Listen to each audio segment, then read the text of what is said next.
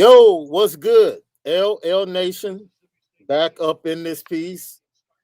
It ain't no peace. It ain't no peace. It ain't no peace. Bro, It ain't no. Oh, it's here. you gotta relax, bro. You gotta We ain't relax. won in a decade. You gotta relax. You gotta relax. It's the Lucky Lefty podcast. This is the wrap-up show.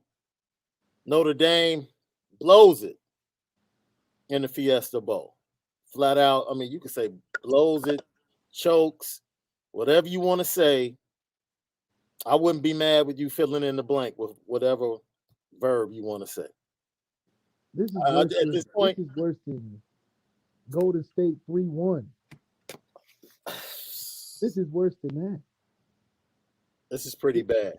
This is worse than this is worse than the Atlanta Falcons against the Patriots.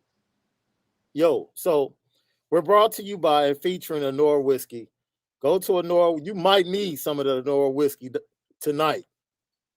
OnoraWhisky.com, that premium American whiskey. OnoraWhisky.com. Now, we tweeted out after the game that if you wanted to hear the truth, the unadulterated truth about Notre Dame, you came to the right spot. And bro, I need you to turn your volume up because I need the people to hear you. I need you to make sure you working. You I'm gonna got it? turn it up. I'm gonna turn it up for sure. All right. So Hold on, give me I'm 1 second. Let me make sure y'all can hear me clearly. Cause y'all okay. gotta understand how I'm feeling. Hold on 1 second. Yo, we're gonna give you, we're gonna zoom in tonight. We're gonna give you the picture of this game in detail. Then we're gonna zoom out and tell you what this game really said about this program. And the first thing I can tell you, and I'm glad Marcus Freeman, we'll get to Marcus Freeman on the slant and his comments in the press game conference. We're going to save that until Monday because I think it's very important to dedicate a full show to what he said after this game. But I will say this: pump your brakes. Anybody talking that national championship 2022 talk, pump your brakes. Man, hit them hard. Hit them hard. Number two, and I text this to you, bro, offline. We got a problem going to Columbus game one, bro. If we're going in with these DBs, we got a problem. We got to see. I don't care how bad Ohio State's defense is. We got a problem. We got a problem. Like, forget the quarterback. I need somebody looking at the transfer portal every minute to see which DBs come across. See, Brandon Joseph from Northwestern came across the other day. Hit him, bring him to campus like next week. Bring him on a visit to campus. If anybody else hits that portal, bring them to campus.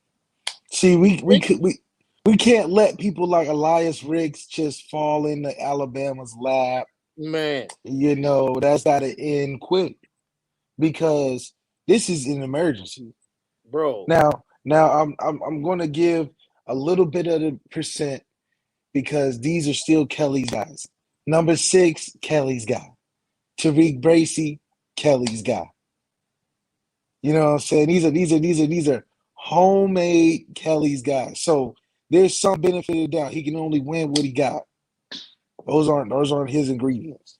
However, what's going on back there, fellas? I mean, we didn't had 15 practices. We didn't had a break. You well rested, but we got guys like I don't know. It's like they didn't even know what was going on. They're like lost. It was dude, we want everybody to know that we are emptying the clip tonight on everybody. Everybody's getting it tonight. yeah. We just got to go down the list. We got to go down the Yo, list. Marcus Freeman, you a head coach, my man. Yeah, wake up. You a head coach, bro. Like, Wake I up. appreciate you being calm and all of that. But when you got guys jumping on your receivers all second half, pulling on them, I need you to go to those referees and fight for some calls, dude. All that Yeah. calm demeanor on the sideline, no. That ain't enough. You're a head coach. That's right. That's Maybe right. you don't believe in cursing. Maybe you don't, whatever it is, but you got to find a way to communicate and let You the got 6 referees know. kids. Yeah. You guys, Yeah. I know you know how to yell. You got 6 kids. Something has to be done. Cause Yo, the ref, he goes to talk to the ref on the Braden Lindsay, the obvious pass interference on Braden Lindsay. My man just pulled his jersey. He said, yo, you didn't see that? Ref tells him that's not my call once he gets past me. What the hell are you talking about? As a ref, you follow the ball. yeah, you got the hat on. You What got the the heck whistle. he should have cussed him out right there. Like, what the hell do you mean? Once he's Yeah, past like me, that's what? not my call. That's a lack of respect to the new head coach. This is where you earn your credits, earn your stripes. Bruh. Who am I supposed to talk to? You the ref. Exactly. Who am I supposed to talk to? See, he got it, and it was a big stage for a first time head coach. He was trying to be too. That's not a too calm moment. No, man. Look. He's always talking about he's gonna be himself, bro. You gonna That's learn not quick. yourself. That's not You yourself. you as a defensive coordinator, you're not about to be the same person Look at Brent Venables. He yelling. all the time. All the time. You can hear Brent Venables watching the TV. And I bet you So once he's now the head coach at Oklahoma, he can't yeah, be the same dude that he was as a defensive coordinator. He can't. it's gonna be hard. He's gonna have to temper it down. He's gonna have to be a little bit more calm than normal. That's a guy that's saying, I'll have to be myself. That's a have to be myself. Because I'm like, Marcus Freeman, that's not yourself because you didn't play like that. Dude, I You would have didn't play lost like a custodian. if I'm Marcus Freeman, I would have lost my mind. Second thing with Marcus Freeman. Stop being passive aggressive, man. Obviously, Mike Elston comes to him right before when they score. It's a minute left. They're about to kick off. Mike Elston is talking to him, asking him, like, what do you think I should do? Should we go into prevent? You can see Mike Elston asking him, yo, what should we do? You're the head coach. Forget that. Oh, man, you the DC, you whatever you feel like. No, fam. Because the plan coming out. No, fam. Putting that one You of the that bad head coach. man to man with Jack Kaiser with a minute left, that ain't it. That ain't it. That ain't it. Mm-mm. So, we shooting the clip. Marcus Freeman is the first one we got to go at. Yeah. The first one. It's like, look, man, this right here, yo, you got to take the hit. You didn't do enough. You didn't fight for your squad in that third quarter, man. And yeah, we didn't see enough that we felt like we was getting from the practice reviews, Man. from around the building, the energy. Dude, they came out unlike most Notre Dame teams in big games. I'm talking about Marcus Freeman's energy. I didn't see it carry over in the second half because he was just too like, come on, fourth quarter, the energy's supposed to be up. I need the sleeves rolled up. I need you sweating. You involved. It was way too passive because it looked like you was just observing, like you were just taking a look at, you was outside of the game or something. Like, no, you in there, you in the building. Right. Especially on the offensive side of the ball, because this is where you miss somebody like Kyron, because Kyron is the dude that talks that ish. He talks it all game to everybody on the defense. He's that energy. That's where you missed him. Like we were worried about the running backs and whether or not they will pick up the blitz. With that being an issue, we'll get to that. Because look, for the next 2 years, that right tackle and that left tackle, woohoo! When Harry gets his hands on them, yeah, pretty good. Yeah. And tonight, we will not mention the fourth team All-American on Phil Steele's list. Please don't put him in the chat. I'm not answering any questions about that dude. I'm done. Do not the book is put closed him in the on chat. that cat. I never have to talk about him ever again. Ever again. He's trash. We know it. Let's keep moving. You get less than 5 seconds tonight. But you know what? I had to come out. I had to jump on Marcus Freeman. We had to start with him first before we went to anybody else. Right? Now let me parlay or let me transition from Marcus Freeman to this game showed why Marcus Freeman came in and after watching film, immediately went out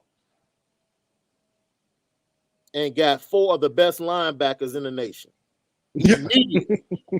In the first recruiting class as DC, he immediately went out and got 4 stud linebackers. Because these linebackers at Notre Dame all year got to go. Dude, got to go.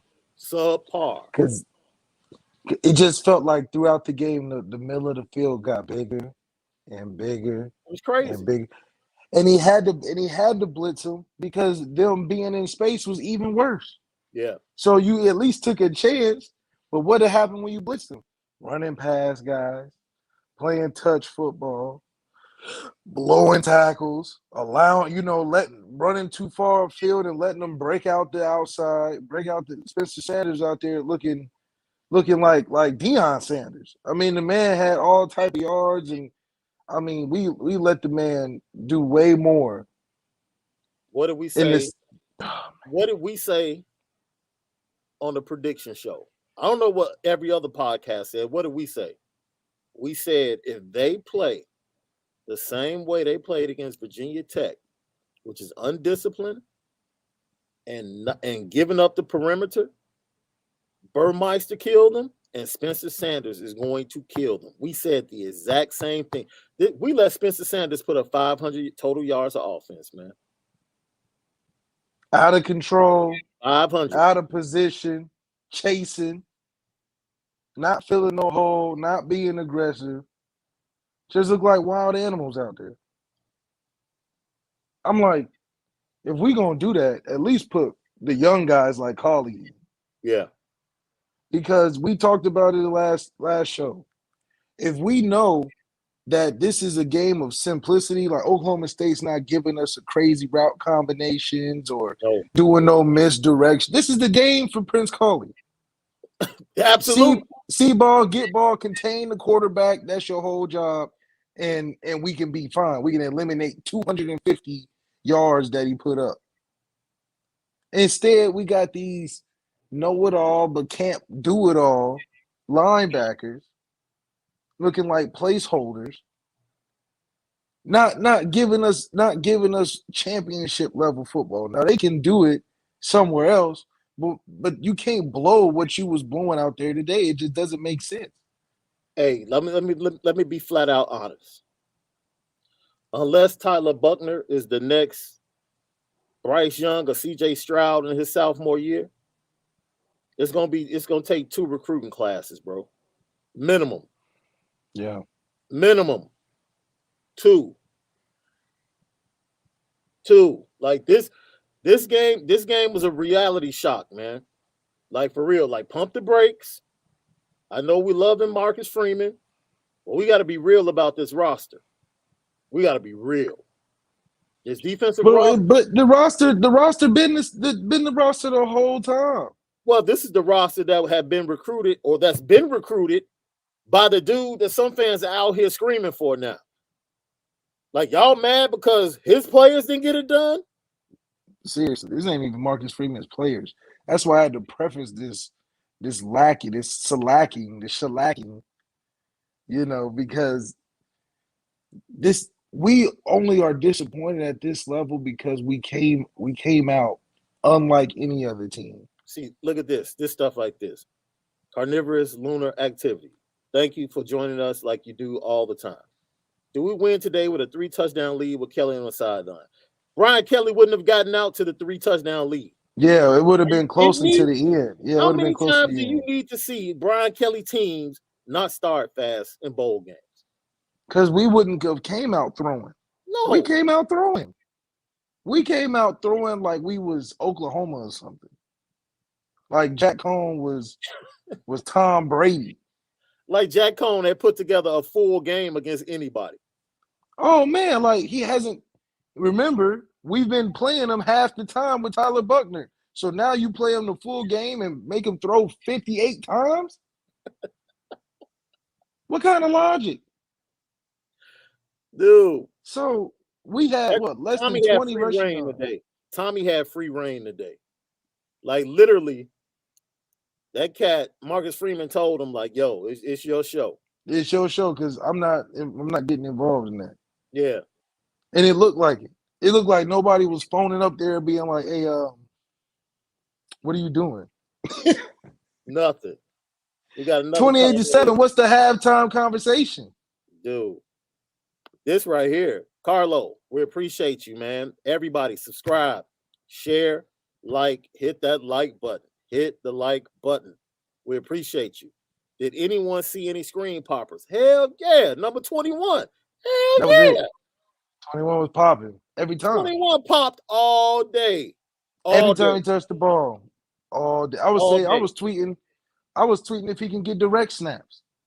I'm like, Right. stop playing around. Let him just catch it ball. and run around. Yeah, just catch it and run around. Because that could have been better than sitting in the pocket like a sitting duck, getting tackled by a 3-man rush. Did they find anybody to defend him? No. Because they threw like 3 different DBs on him. Yeah. They had all type of characters out there, and he's just running past them, making plays, getting open. And he was in sync. Like, it wasn't like Braden Lindsey had 15 targets. I know you were tripping on that. That's a lot. Why? But why though? First of all, it'd be different if he was like an EQ, yeah, or Chase Claypool, or a guy with like hidden talent, secret dragon type. Right. We're throwing him routes I've never seen him run, digs and stops and all type. What? Just so you know, it's being reported. It was reported first on the Irish Breakdown message board that Dale Alexander has been told that he is not coming back after the game. That's right. That's right. Because because this is what doesn't make sense. It's like Tommy didn't tell nobody he was throwing this much.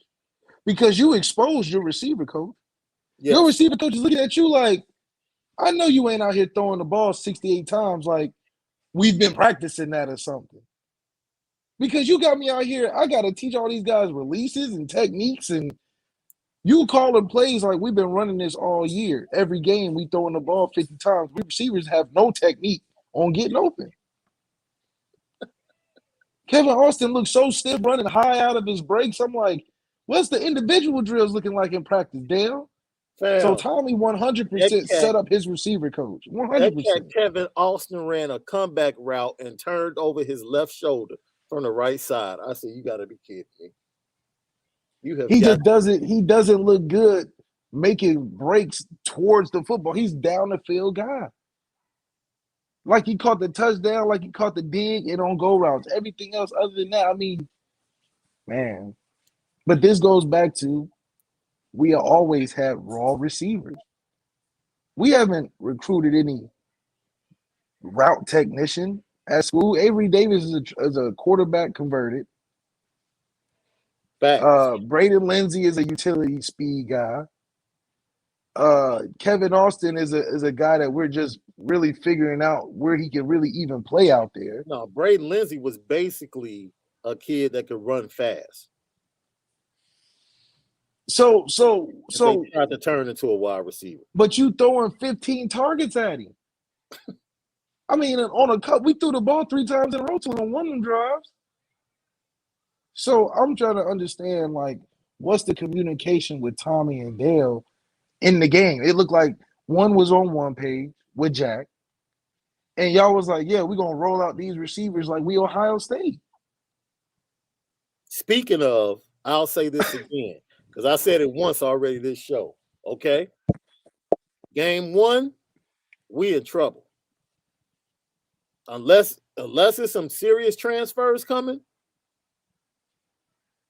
because I know the top 2 receivers were out, and here comes Marvin Harrison's son, looking sweet. Oh yeah, Technique, like he been here. technique out the ain't dude. Just killing, bing bing, hitting cats, stemming them, faking to the outside, right back to the inside end zone. And Dude, you know what's crazy? running better routes than Kevin Austin. And you know what's crazy? Utah's a good secondary and a good defense. Utah's known for their defense and was getting routed. Hey, Routed. wait a minute. By the way, you remember everybody in the chat laughed at us on Friday when we predicted that Utah wouldn't have an answer for the backups and CJ Yeah. Stroud? Remember that? Everybody was like, "Man, Utah's good. Y'all overlooking Utah." Like, fam, look, that wide receiver room in Ohio State is real deal. Okay. And you know what's the difference between us and Ohio State? The game you watch with them, you wasn't worried about who their offensive coordinator was or who their receiver coach was, Doesn't matter. or you wasn't thinking about throwing in another quarterback or thinking about why we not running the ball. What? It Ryan was Day, man. Ryan Day got down 14 and was like, we throwing this pill, dude. Yeah, right. But Ryan Day was never worried. No. He's like, look, we just gotta unleash the dogs and we in good weather. He said, this ain't Michigan. Ain't no snow. He said, ain't no snow. And that's the difference between us and Ohio State right there. We are worried about everything but what's important. Mm-hmm. Ohio State, they not asking questions. They fan base is not like, man, what is I don't even know the offensive coordinator for Ohio State. I just know that they got a nice receiver room and a do-it-all quarterback. Makes a difference. Makes a difference, right? What players are we talking about that we like, yeah, we can just sit back and let it happen? You can't name one. You got to be like, we got to hit them with this, then we got to come back and hit them with this, and then we got to make sure they call in the right plays, and then we got to situationally not come out flat. Like we too smart for our own good. Ohio State's like, oh, okay, y'all giving us some pressure. All right, turn on the dogs, flip the switch. flip the switch. Right. And let's everybody start making plays. Right. It's like we were squeezing the life out of getting something going. Like it just looked hard. Everything looked hard second half. Everything. Our boy Juan Lozado, once again, man, day ones. Thank you for jumping in, tagging in with us as always. And a wide receiver room filled with too many players for him to get snaps. You're right. Thank you for proving our point, because we didn't see Lorenzo Styles until Joe Wilkins got hurt. Man, ain't no way in the world you can tell me Joe Wilkins is a better wide receiver than Lorenzo Styles. Lorenzo Styles don't even got technique, but was open. Matter of fact, I think Joe Wilkins is a converted wide receiver. Once again, dude, guess who was tweeting? Guess who was tweeting the entire Ohio State game? Carnell Tate. All he was bigging up the Ohio State receivers the entire game. So, yeah, y'all, look, it matters, man. Because they was open. What is he going to tweet about our receivers from watching that? Oh, man, they covered. Zoe. He could have tweeted about Zoe. Yeah, but he didn't see enough. We saw Jackson Enigma. And he's looking at the quarterback at Ohio State, too. He's like, oh, that's going to be the dude throwing to me? Oh, they're throwing and he's throwing great. Yeah. Who's throwing to Lorenzo next year? Drew Pine? We don't even know. We don't even know. Yeah. Yeah. A guy that wasn't throwing to him today, that's the problem. Yeah. The guy throwing to them receivers out in Ohio State is going to be there next year. The guy throwing 68 passes to receivers that maybe or maybe not even be there, considering Kevin Austin come back, Ray Lindsey, I don't know. He's not even going to be. So what is Carnell Tate looking for? He's like, man, who's even going to be throwing it to me next year? How? So, yeah, it's going to take 2 years for sure, because we're skipping out on a big time receiver this year because nobody knows anything enough about Tyler Buckner, unfortunately, to go over there. Yeah. So now Tyler has got what? A bunch of makeshift guys right now. Some guys coming in, some young guys, unproven with his own arm. So we don't even know if we. That's probably why he didn't play because Tommy's like, there's no way I'm rolling out Tyler Buckner when we're not even running the ball. Now I will say this: early on, the game plan coming out the gate was really nice, very aggressive. The blitz pickup.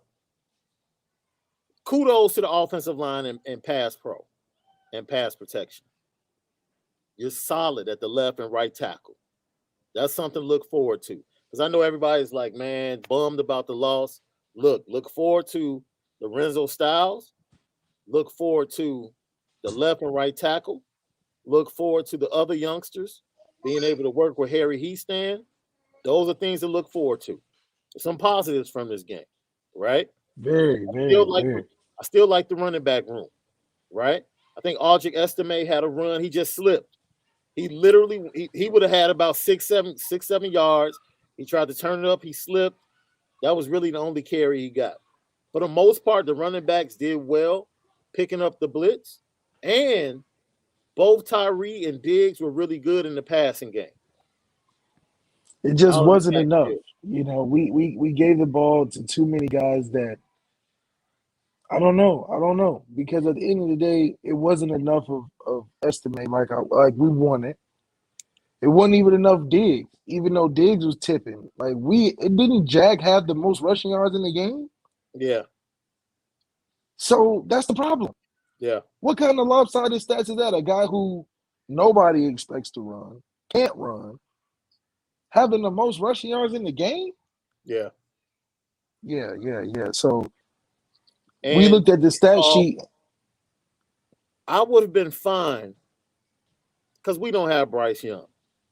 So basically, they tried to do to Oklahoma State what Saban tried to do or did to Georgia in the SEC championship game, which is, dude, we're not about to bang our head trying to run the ball. We're going to spread y'all out and take advantage of your linebackers and your defensive backs. Notre Dame did the same thing, but they never even attempted to run. Pretty much the screens that they got off in the first half were essentially their runs or the check downs.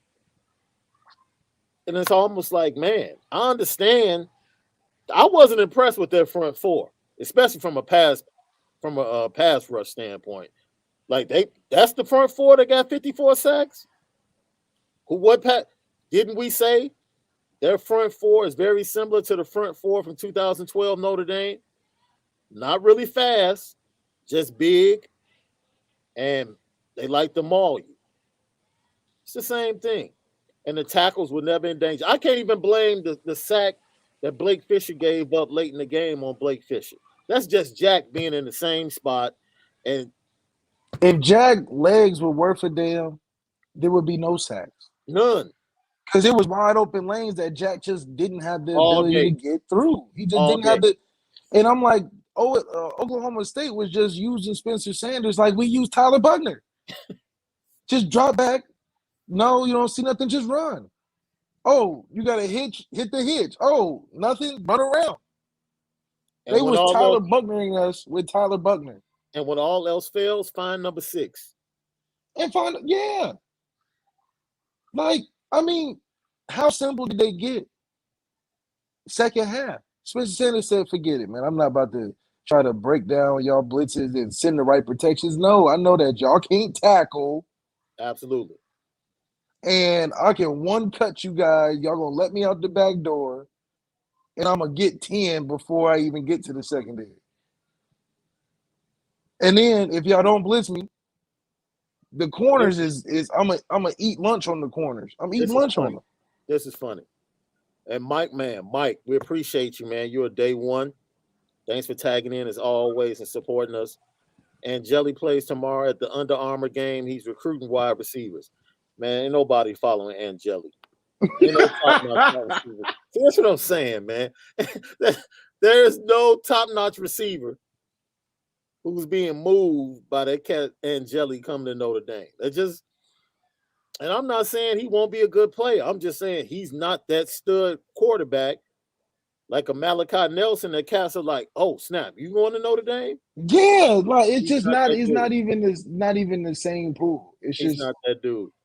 I mean, it's like what? It's like what are you gonna tell him? You know, it's like you what? That's the problem. We get no screen poppers at the quarterback position. None. Ain't nobody None. looking at Angeli like, oh man, I can't. Instead of And, screen and you're poppers, right. we get Orville Redenbachers, dude. That's what we get at quarterback, dude. Just straight grandpas, dude. Straight up. Can't move. It's just sad. It's Lucky Lefty podcast. This is the wrap-up show. It's like we recruit 5-star everywhere, and then we do have tryouts on campus or something for quarterback. Like we reserve the quarterback position for tryouts for the local South Bend community. Like whoever wants to come in and just see what it's like to experience Notre Dame football at quarterback, just try out. Because that's the talent level that we bringing in. I'm not saying that Jelly can't, but dang, is anybody anticipating that? No. As an Alabama beater, as a No. Clemson opponent, No. like as a world, no. So Tommy Rees. And see, we're a podcast that we're not stuck on. And I just had a thought. I want to bookmark and make sure I come back to it. We're not stuck on talking about how good this team is currently. This kid is a nice kid. He's a nice guy.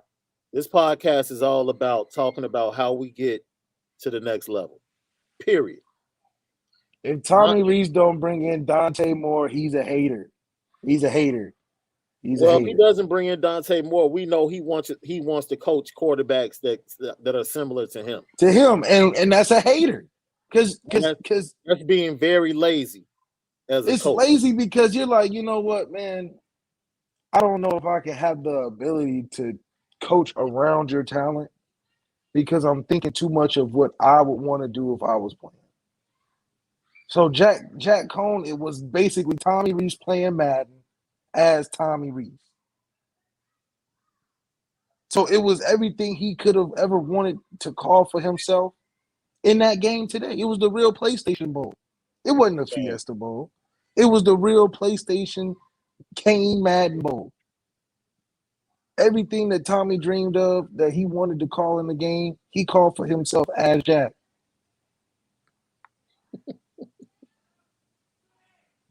So everybody, like, what is Marcus Freeman gonna do? Marcus Freeman will say, "Hey, I need you to run the dive right." He don't know the calls. Man, look, they ran. So he was at his mercy. How many times did they run 12 personnel, bro? After that first quarter, there was no need to run 12 personnel ever again. Ever again. Our girl, D Beezy. What's good, Mom? Thanks for checking in tonight. Maybe Tommy did it on purpose. Laughing out loud. I think she's talking about the number of passes and throwing the ball so much. He definitely set Dale up because Dale was unprepared. He was unprepared. Dale set himself up, bro. He set himself up, but he was unprepared. If you haven't taught receivers how to stem and break down and how to turn the DB's hips before you even come back to the ball on the route, you turning around and you haven't turned his hips. Come on, man. We got another one right here. Thank you, Real Sports Talk with Alex. We appreciate you. Buckner had more rushing yards in his junior year than Angeli had passing. He's trash. Malik, you got one more year or not? Look, we're not here to call kids that haven't played trash. Yeah, I'm not gonna call him trash, but his numbers ain't impressing no receiver to come. No, that's our point. Like he can be the Armor dude. He's at the Armor game, and I guarantee you they're going back to the hotel laughing in the wide receiver room. Like, yeah, he probably got to wear some kid. He got to wear a USC jersey or something. Now he got to wear opposite kids' jerseys and stuff because he lost a bet. He probably bet on us, knowing damn well that we ain't bringing it like we should be. Now he So got kids talking trash. I wanted to bookmark this because I don't like it. I don't care. You know how I am, man. I'm very careful about what I say the majority of the time because we're dealing with 18, 19, 20-year-olds, right? These are not pros. They're not grown men. So I just see a bunch of Notre Dame players on social media tonight, like apologizing. Stop Oh yeah! thinking bull. That's See, salt. Like, stop that, man. Stop. see, all of that. All of Oh that, yeah, stop. yeah. Stop that, man. Marcus Freeman need to put That's that tasty freeze stuff. a total media freeze on all players Man, because this is, first of all, nobody cares. First of all, second of all, you feeding in to all of the stuff that people been talking about us forever. We been said we can't finish no games. We been said that half of y'all can't step up to the plate. This ain't nothing new. Y'all being apologetic social justice warriors that want to talk about all of this blah blah blah. Look, that's not making nothing feel better. at all. At all. Especially Logan Diggs saying so for what? You shouldn't be saying sorry because you should have held on to the ball. Period. No, you need to have your butt in the gym tomorrow. Yeah, you need to be working on ball security drills. Just I go want to do see what you that video. do. Yeah, just go Right. do what you do. I don't need I no don't need you apology. explaining. That's the worst thing. Marcus Freeman going through his timeline, looking at all these kids explaining stuff. What are you explaining? Braden Lindsay talking about fans that's coming at me. No, Man. man, shut Listen. up. Hush. Hush, man. Your ass Hush. up. Y'all doing the most right now. Y'all too emotional. Get We off gave that emotional stuff. we gave you the potential of a lifetime. Man, So the fans should be right for getting on your ass. Talking about what you slipping, just out of sync, just didn't look comfortable. But you know, you can't blame him because shit, we haven't been throwing him the ball like that ever. Usually he running routes and being like, all right, good run, you know. Now he's looking like, what are fans supposed to say after blowing a 21-point lead? Like, what do you expect the fan base to say? Let's be honest. Fam, you had 15 targets and had like 6 receptions for 40-some yards. What do you expect fans to say? It's social media. You don't have to apologize. Look, man, y'all played hard and you came up short. Play hard. If this is your last game, go hug your boys, dap them up, get ready for your pro day. If you're coming back next year, man, get ready to welcome the early enrollees next week and hit Matt Bayless' gym. That's it. That's what we care about. Marcus Freeman in his press conference said, this is over. Unfortunately, we didn't get it done. Starting tomorrow, it's about next year. It's about next year. That's what he it's said. over. What you apologize? Man, hit the gym. This is Kelly's team. Y'all apologizing for Kelly. Kelly put this together. Marcus Freeman trying to get the hell up out of this year. He said, good, we can close the book. He said, we can close the book. He was being PC, said we're playing hard and practicing for the seniors. We want to send them out right. As soon as the game was over, we should have won. We didn't finish. That's on us. But this is over. Yeah, it's over. I'm done with that. We're on to next year. Over. Man. And you know what? And you know what else is closing in this chapter? Some of these players. Some of these players are being closed in the chapter. Dude, starting with our guy number 6. Let me tell you something. Drew White, JD Bertrand, let me tell you something. Yo, these freshman linebackers that's coming in, hey, if we have to roll up into the horseshoe with 2 freshmen on the inside, then so be it. Yeah. And so be it. Yeah. I know Jalen Sneed is going to see that field. Nolan Ziegler is going to see that field. Y'all boys and pack it up. And they better bring it because Drake Bowen is coming in next year. Oh yeah. And Keon Keeley. So look, Marcus Freeman knows what time it is, and what we're trying to be honest and tell you right now: pump all the brakes. Know you're excited. Marcus Freeman hire. Things are changing. He's going to hire new coaches. We'll see who that is. I can tell you 2 coaches that fell off of that list, of the defensive coordinator list. Mike Elston, nah. Mike Tressel, hell no. How? That scheme he tried to pull with Alabama, like how do you play a 3-man defensive front and shade the side away from Evan Neal and give him free access to the linebackers the entire first half and make 0 adjustments? Nah. I don't want any parts of him in Notre Dame. None. None. Now, I watched the game, Iowa State, when they played Clemson. Their DC did a decent job. Really didn't have a lot of talent on that Iowa State squad. But look, it's not good, man. It's not good right now. And I see people in the chat saying F Ohio State. No, you can't say that. That's what you shooting for. No. That's what you shooting for. You wish you had a quarterback like them. You wish you had he makes trips to New York at the end of the season. You wish you had wide receivers like that and a coach. Dude, stop. Appreciate. Just because you're a Notre Dame fan, it doesn't mean you can appreciate greatness. Appreciate. Now, I don't want their D line. No. I don't want their linebackers currently because they're terrible tacklers. That's why they went and got Jim Knowles from Oklahoma State. Because they've been terrible the last 3 years. Right? Yeah, they've been terrible tacklers. All right, so it is what it is.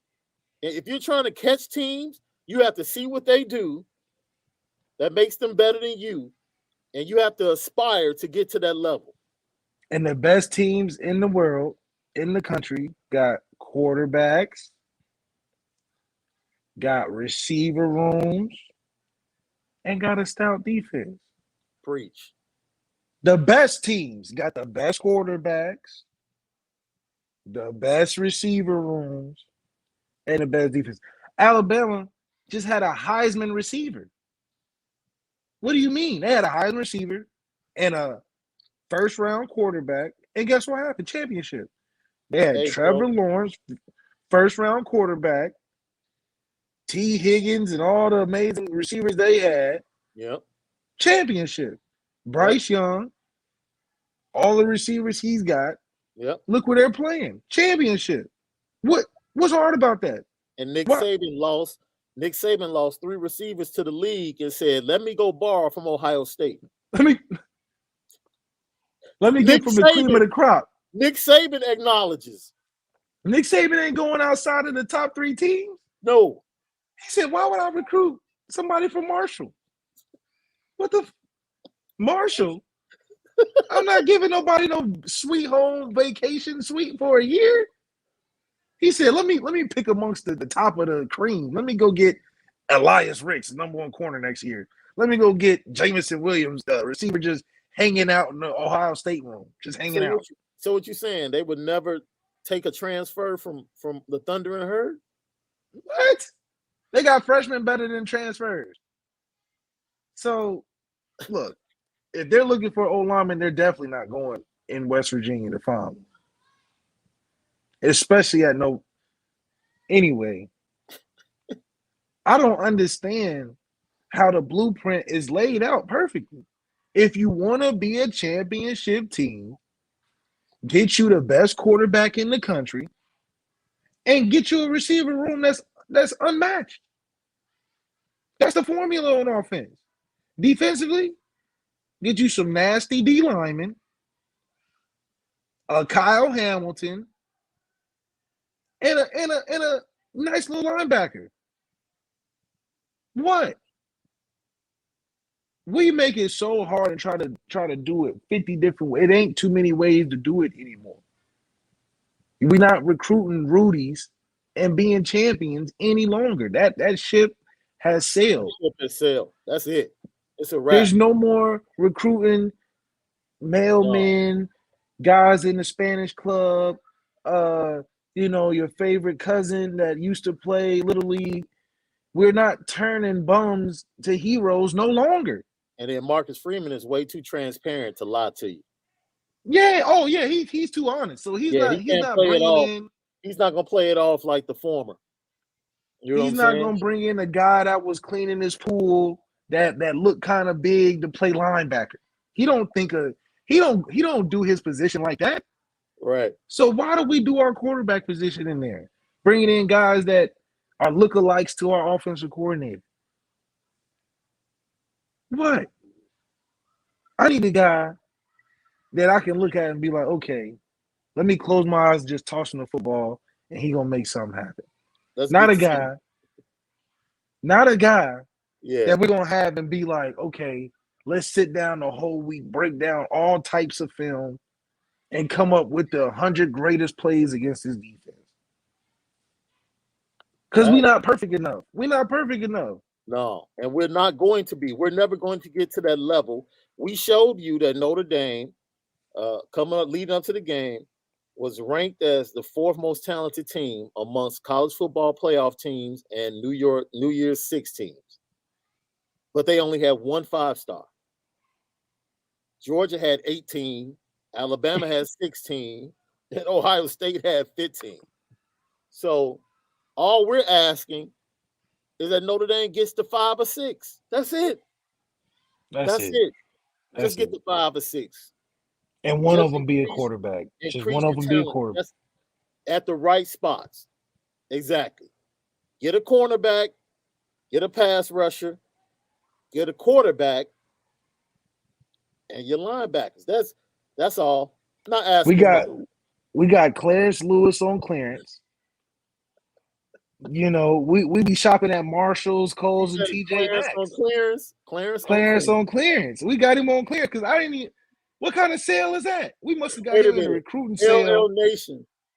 Before we came on, Malik said, "How long has he been starting?" I said, "Well, man, he's been starting pretty much all year. He came in for Tariq Bracy last year when he struggled." And Malik just shook his head like, I couldn't believe it. Come on, man. Ryan Barnes should have got at least a couple of snaps this game. Prince Colley should have got a series. Prince Colley should have been in there after we done seen enough of the chasing. We making tackles all the way downfield. Like, good grief. Let's put this back up there. Matt Anderson, we appreciate you. Thanks for jumping in tonight, tagging in with us. Some people thought this team was going to go 8-4 or 7-5. I don't know who thought that. Did you see the schedule?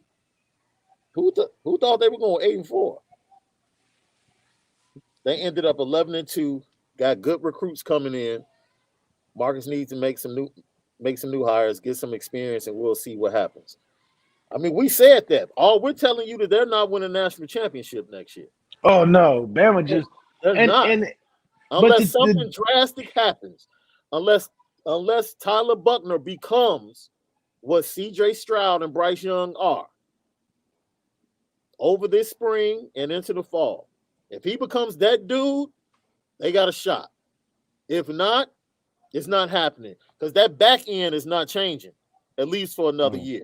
Because you have to allow the youngsters that are coming in to grow and mature. You just can't allow, young. Yeah, all these freshmen coming in, they're not going to be national championship ready. They have to develop as well. Yeah. It's a 2-year process. Yeah, pump the brakes on that 2022 national championship talk. We said it's going to take 2 recruiting classes from Marcus Freeman. He's going to have to get a quarterback in that 23 class. Yeah, or it's going to be even longer. Or what are we doing? And I know the Drew Pine, the people's champ. Stop it. We had other people's champ and he couldn't get it done.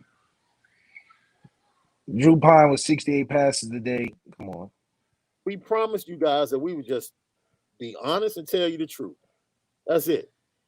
And the truth of the matter is that this game showed and gave a reality check to us where this roster truly is, regardless of Marcus Freeman and the coaches to come. As of today, what they walked on that field with is nowhere near good enough.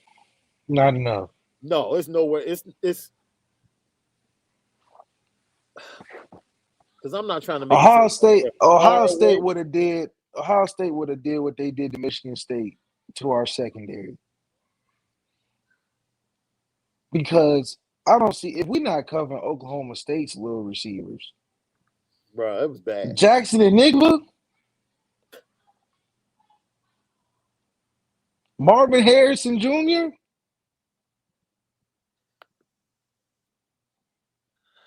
Come on. Clarence Lewis, worst nightmare. We didn't tackle the running backs well at all either. Oh. A couple of The guys. tackling in our Washington truck, Drew White twice. Look, we're not talking about guys that aren't going to be here next year. You know, we can't do that. Because these are not Marcus Freeman's guys. And a lot of the guys apologizing aren't Marcus Freeman's guys. Yeah, that apologizing it got under my skin. It got under my skin. It's like, dude, stop. What are you doing? You hurt. Get off social media. That's cool. You hurt. Your feelings hurt. Get off social media, man. Hit that gym. Hit that gym. Hit that. Dude, that's what dogs do, right? If Kobe missed a shot after a game, that dude went to the press conference. You saw he was heated. That dude went right to the gym. I'm putting up 1,000. That's what dogs do. Dogs hit that gym. Dogs don't care nothing about what you're saying. You don't have to tell me one game you don't have to tell me that a game doesn't define you. You know what would tell me that? Hitting that gym in game 1 in the horseshoe next year. You changed my mind. You're gonna change my entire mind about the Fiesta Bowl. That's it. Yeah. But you want to sit up and explain? Come on, man. You're not talking your way out of this. And you're not gonna change anybody's mind. No, not right now. No. Not on social media. Especially not the way. No. It's not a friendly place. Dude. So don't come looking for no sympathy because the social media don't got it for you. Crip dog. Man, stop giving away my secrets. When Shaun looks up the ceiling, you know he's trying to watch what he says, but still going to say it after he has collected himself. Man, look, I try to respect the fact that I'm talking about young men. I really do. I really do. You know, it's different if I was talking about a professional. But hey, we appreciate you, Chris F, for tagging in the super chat. Malik, you've been so good tonight. I'm going to watch this episode again. Hey. Look, we closing the book. This episode is nothing. You got to watch the episode. We talk about what Marcus Freeman said. Oh, man. Marcus Freeman. Oh, man. Marcus Freeman got out of man. He moved the needle away from 2021 so fast in the press conference. He said, all right, what's next? He was like, yo, this season is over. Yeah, we because for what? He can't take credit for nothing that happened. Even if we won. He would have been like, glad that we won. You know, now it's time to kick off the spring on a good note. But either way, he can't and he shouldn't claim it because you don't want to put your name on this. Right. You putting your name on the crumbs. This is what I'm talking about. Nolan Sanchez, Logan Diggs, get out. Y'all got to stop that, man. Y'all got to stop, man. You know how big-time programs, kids come in as a freshman, fumble the ball. Heck, Kyron fumbled the ball in 2 clutch situations in 2 games this year. Kyron Williams against Toledo could have cost us the game. I'm not about to come down on Logan Diggs, man. Yeah, and it was like just if it was basketball, that's like putting him in the national championship game and giving him 2 shots and telling him to make it. Like he's been cold. We ran the ball. Jack Cohn had more rushing yards than anybody else on the team. That's embarrassing. Come on. Robert Tidoff, thank you for joining. Rob, we see you all the time. We appreciate you. Happy New Year to you, my brother. I'm still positive about 2022 and Coach Freeman. But Ohio State already scored on Clarence Lewis. Ohio State's up 7. That'll be bogus if we walk into the stadium and it says 7. Go Irish. Yeah, we down 7. It was so bad already. We going into the shoe already down 7 points because Clarence already got bombed in warm-ups or something. So, It's crazy, bro. but it's okay because at the end of the day, Clarence is gonna get better next year. That's just how the game goes. Is he? There's no way he's gonna play worse than Oh what he no, did bro. tonight. There's no way. There's no way he plays worse than he That did. cat Gary Gray straight fell off after that tight. I don't know, bro. I don't know. You know, the competition that Marcus Freeman is bringing is going to push him in 2 directions. He's either going to get really good or he's going to get replaced.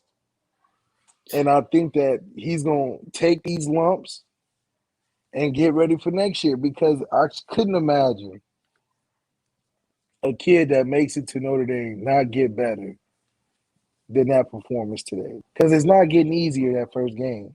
Kenneth James, thank you for tagging in. He said there isn't a viable backup for Lewis. He isn't great. But OSU had him and a lot of other defensive players crawling on all fours in the fourth quarter. Cam Hart was good. Cam Hart was chilling. Cam Hart was straight. Cam Hart was chilling. Cam Hart was like, what? I didn't break a sweat. I saw Tariq Bracy had pass breakups over the middle in the slot. All I know is they went to that dude like they had Shaq in the post. You hear me? They went at Clarence Lewis like they had Shaq in the post. And like, we just going to keep dumping it in. We just going to keep throwing at this dude. But he was looking like lost, though. It wasn't like good plays where he was on it and it was like, man, where is your eyes even at? Where are you looking at? Where are you even at on the field? Where's your innate ball skills? Like, good grief. Like, you just. So we have a special, Malik prepared a special list for you guys. And right now he's going to tell you the things that he doesn't want to see at Notre Dame anymore. The things he doesn't want to see at Notre Dame anymore. I had to rewrite this list a couple times this week because I couldn't get too in depth. There's no petty train tonight, just so everybody knows. We are the petty train tonight. We're the petty train. The host. We're the petty train. But Malik, when we were on the phone prepping for the wrap-up show, he said, man, look. And I said, just put a list together. If that's what you don't want to see anymore, put a list together. So go ahead. Let them know what the list is, bro. I'm tired of seeing the confusion. The confusion towards the end of the game. When the game heats up, we look more and more lost on the sideline. Like, I don't want to see guys looking around like, what's the answer? What are we going to do? What's going on? I'm tired of seeing that. I want to see guys on the sideline, rah, we down, we going to make it happen. Because right now the energy was great, but it faded off too fast.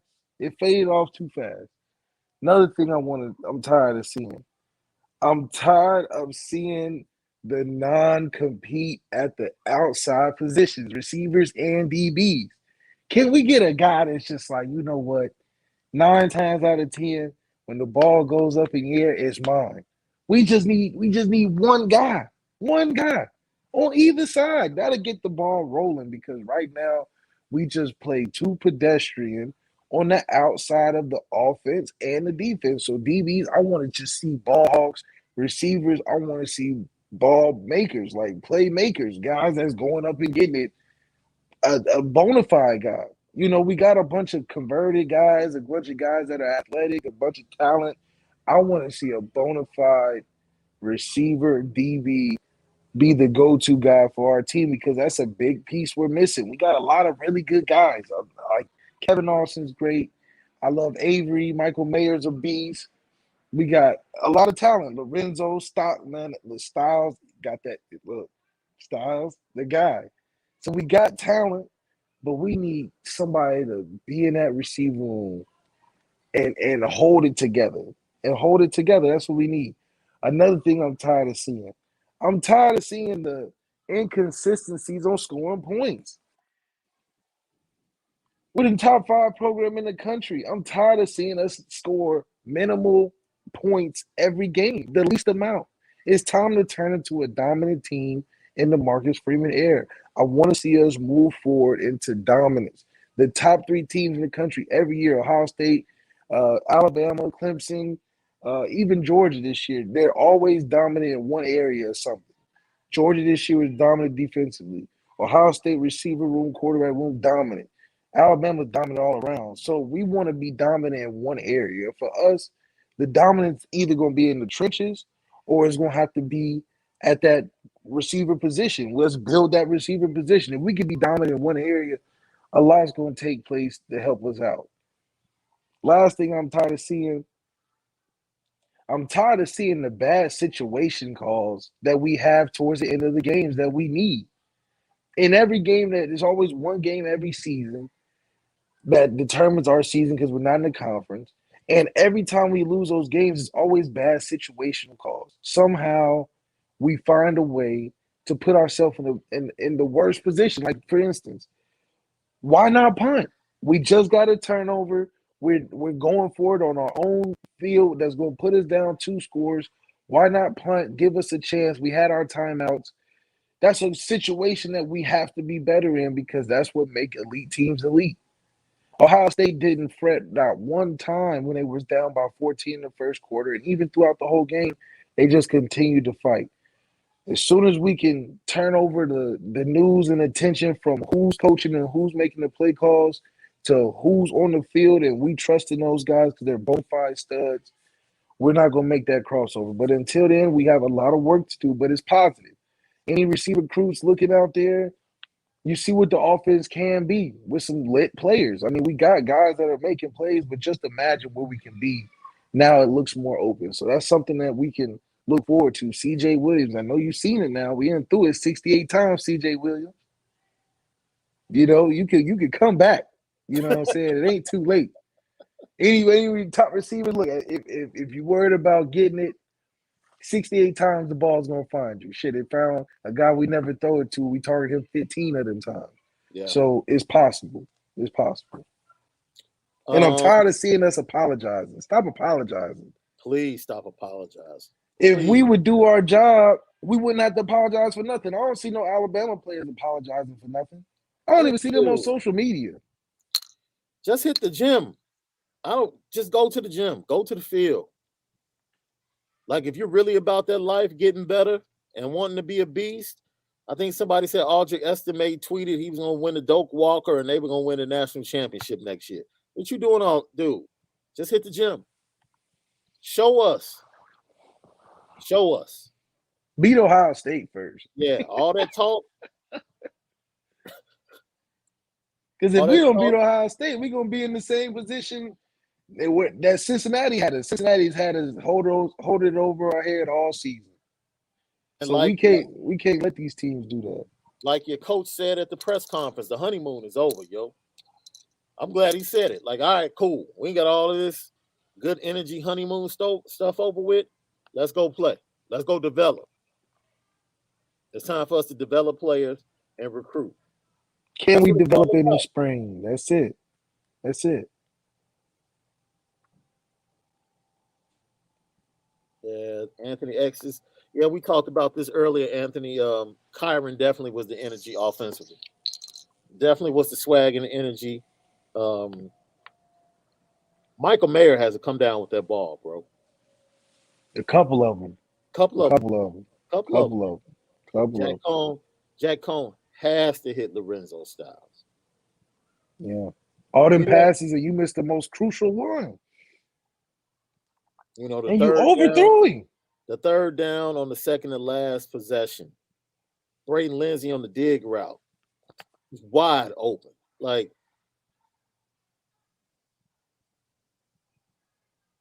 when have we seen Braden Lindsey run a dig all season? Man, look. Seriously, all season.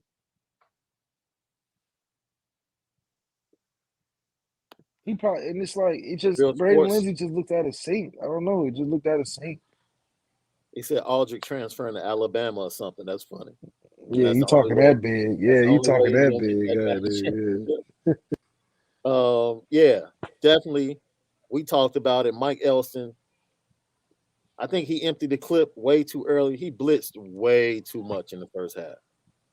Way too much. It's like, dude, we're doing too much.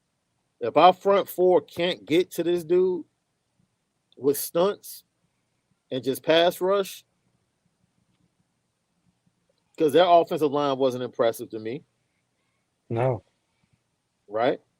We were in position. Oh, and DJ Brown and Howard. I mean, not Howard Griffin. I'm sorry, man.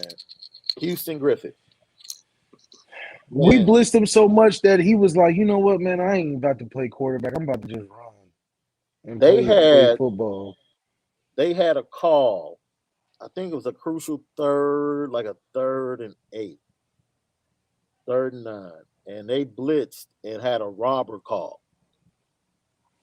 And at the snap, Houston is supposed to fly down to the middle of the field, man, and he's hesitating. And by the time he heads to the middle of the field, they converted with a pass right over the middle. And it's like, man, what are you doing? Like, you should It be was heading right there there on the for snap. you. Like, It was head right there there on the for snap. you. Stuff like that. DJ Brown, one-on-one with the dude, down by the Oh goal. Just make the tackle. Just make the tackle. That's it. Get the man on the ground. Stuff like that.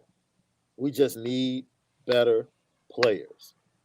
We But need better defensively, players. I can't lie though. I can't lie. I cannot lie. Defensively, I didn't think it was such a problem. It became highlighted because we scored 0 points in the second half. I agree with How do that. you how do you support a defense that put up a great first half, 14 points? This is an 11-2 team. And we held them to 14 points. We gave them as much as you could really give for a first half. We done put all the chips in defensively. Next half, offense gotta at least give me something to stop the momentum. Give me some points to stop the Right. momentum. Right. We Stop the start run. bleeding Stop the and run. bleeding and Yeah. bleeding and bleeding and bleed. And it's like defense is like, okay, now we holding up, but this is a good team now. Eventually, we're gonna be missing tackles.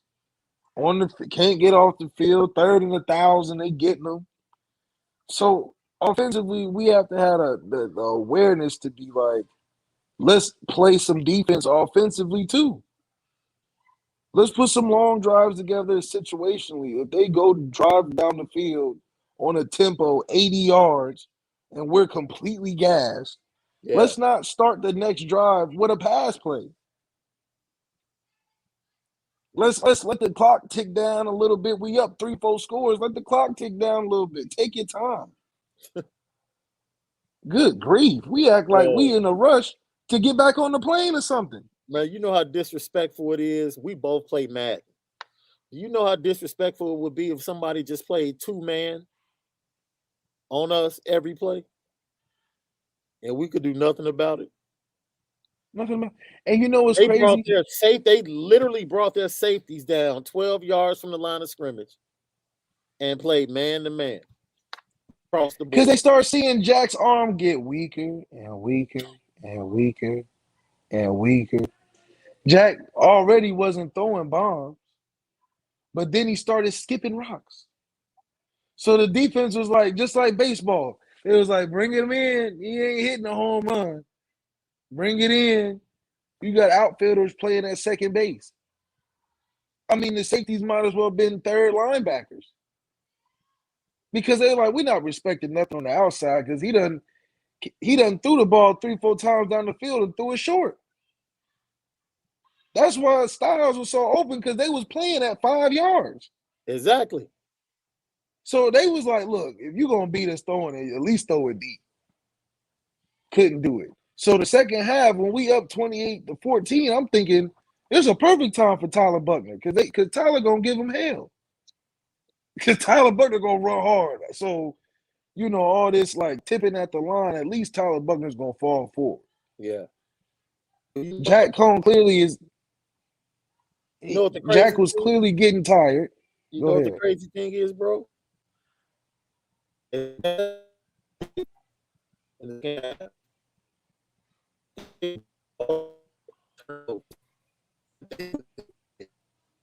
Like when they needed to make a play, they created 2 turnovers to put you in position to win the game.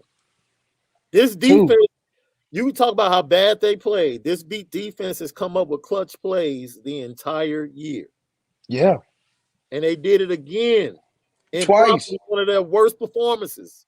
Twice in the fourth quarter.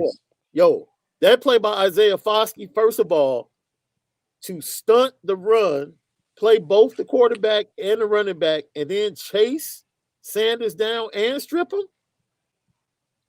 Elite. That's what we need. We got got some more super chats.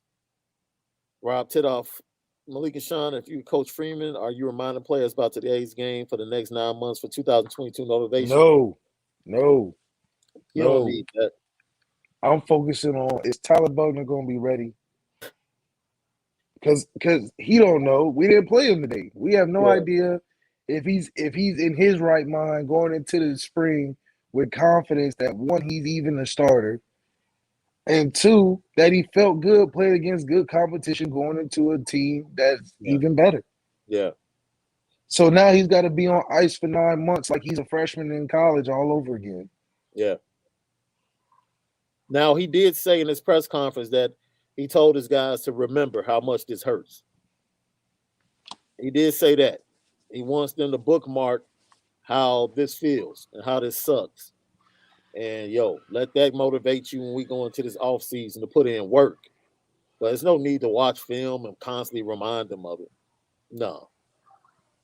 They know when they're lifting that 220, that 215, 20 times, 15 times, whatever the positional group requirement is, whenever they're squatting that 500, that 450, that's when you think about the loss. That's what motivates you. Matt 2011 GT, the defense gave them 2 turnovers late. Yeah, that's what we were talking about. And the game was over and they couldn't do crap. Ran out of gas at the position.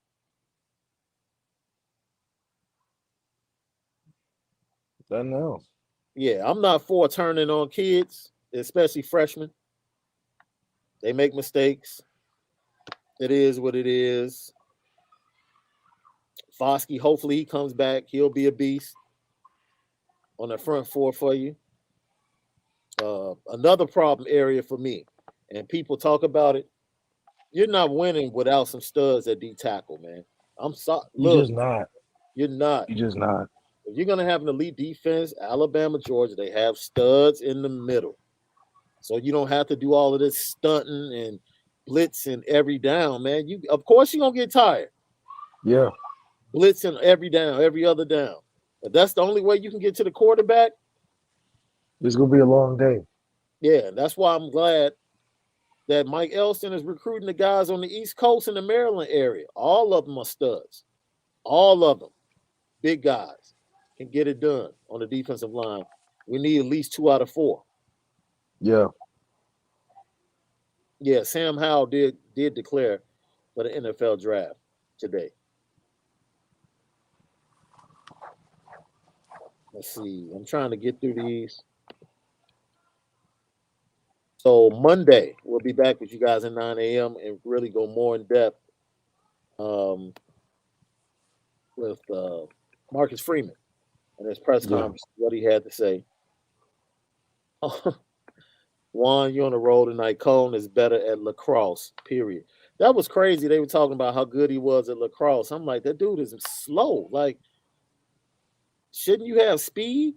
Because, Tyler Buckner was really good at lacrosse. Look, they need something to talk about. I'm ignoring. I don't want to hear about kickers, punters. Look, if Jay Bramlett wants to bounce, Let them bounce. Door is done. And man, special teams need to step it up as well. Don't Yeah, stop. we Yo, be having the randomest people returning punts. What happened to Chris Tyree returning a punt? At least that's a threat of anybody, something more dangerous. Yeah, like we got anybody a that's walk dangerous, on. anybody. We're an 11-1 team with a walk on at punt returner. Shout out to Peyton Bowen. You just said that because he's explosive in the return game. Shout out to him committing to Notre Dame shortly before the game. That's a huge pickup. That 2023 class, once again, it ended up being the best defensive haul ever at Notre Dame. Ever at this point. Ever. And that's saying a lot. Let's see. Oh, Miss Styles, yes, but I felt like Styles could have laid out on that. Look, man. Hit him in his stop. Hit him in stride, yo. We ain't did you see CJ Stroud? You see the receivers of Ohio State having to lay out? Man, Did you see CJ they had Stroud's to drive putting it in the bread basket. and they just kept running? That man was giving them like UPS next day delivery, man. It was a handoff, basically. That man was not playing around. You asking the freshman to lay out? Come on, man. Yeah, that cat Object Estime is on something. He's on something. Leo Galante, once we get a stallion at quarterback, the wide receivers will follow. We've been saying that for like the past 2 weeks. We ain't never heard of how, if you put the breadcrumbs out, the birds will flock. I mean, come on. It happens in nature. We just gotta do the same thing, man. Get you a quarterback with some hype. I don't need at this point. I could care less if it's overhyped. I just need a kid with some news behind them, some fanfare behind them to attract the right guys, and we'll figure it out after that. But we got to get the traction of the right guys, and we just stalling. I don't think anybody was in the transfer portal thinking like, man, let me team up with Jack Cohn and go to Notre Dame. Jack came. Shit, we called Jack. Jack didn't come. You know what I mean? At least Spencer Rattler, for instance, took his tight end with him. Kids are trying to go to South Carolina for Spencer. So it just shows you it's possible. And you understand why most people are reporting that Notre Dame trails Ohio State for Carnell Tate. You saw why today. Today is a perfect example of why Notre Dame trails a Chicago kid, trails Ohio State for a Chicago kid. The wide receiver room and the quarterback. That's it. Compare the two. What is Carnell Tate looking at from that game with any hopes? First of all, the quarterback's not even going to be there next year. So that's a huge red flag if I'm him, because I'm like, dang, I'm watching a guy that's not even going to be there. Secondly, he's looking at the receivers there being like, man, what are they getting taught? I see a bunch of bad routes and non-openings, And see, this is a good question because more than likely CJ Stroud is going to declare for the draft next year.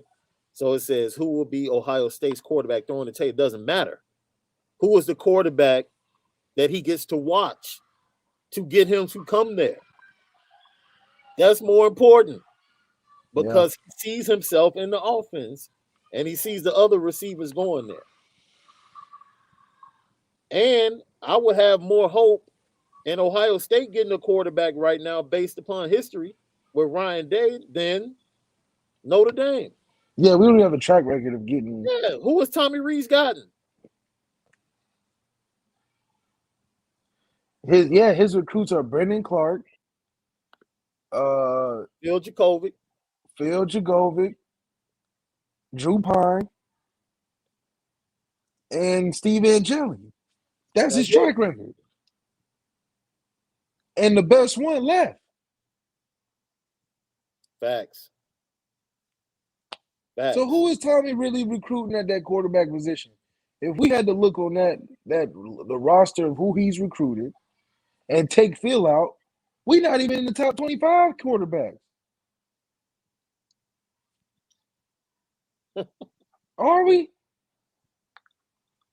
As an average, if you take Phil out because he left, on average, Brendan Clark, Drew Pine, and Steve Angeli wouldn't rank in the top 25 quarterback classes in the last 3 years. The last big quarterback we got was Jimmy Clausen. I mean, From a 5-star level, yeah. Yeah, Phil was kind of like mid 4 or 5. Shit, I was a number 2 coming out. Right. Dual threat, I was number 2. But damn.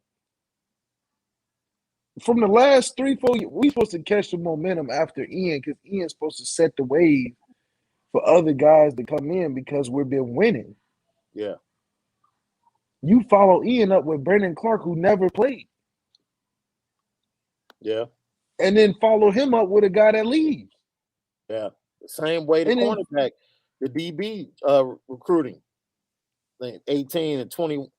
It's terrible. Terrible. And then we get Tyler Buckner. Okay, we got Tyler Buckner. I forgot. We got Tyler Buckner. But we ain't doing him the right way anyway. So he's an unknown as well, in a way. Man. 2 more super chats. Christopher Morgan, appreciate you. Also, I forgot to say that I also follow IB and heard yesterday that you joined. Welcome, Shaun. I appreciate you. Thank you so much. Matt 2000 GT with another super chat. I'm getting concerned that Tommy is recruiting Tommy. Yeah, you missed it. We talked about Look that. at the roster. Just look at the roster and be like, which one? Like Steve Angeli looks like Tommy's brother. Like seriously. Like it's to a T. What? Oh, Yeah. and we got Ron Paulus. So we got an actual son of a former player. So it's like, damn. If we was in politics, this would be perfect. We hire all our friends and people that look like. Yeah. But this ain't politics. This is football.